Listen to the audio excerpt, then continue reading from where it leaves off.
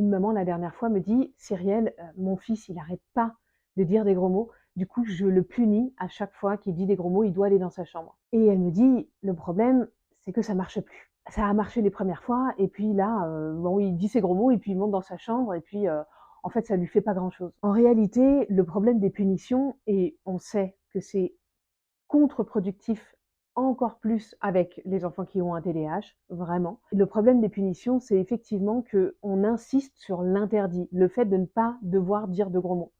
Mais on ne lui donne pas de solution en attendant à notre enfant. La seule conséquence, c'est qu'il va dans sa chambre, mais on ne lui dit pas qu'est-ce qu'il peut faire à la place de dire des gros mots.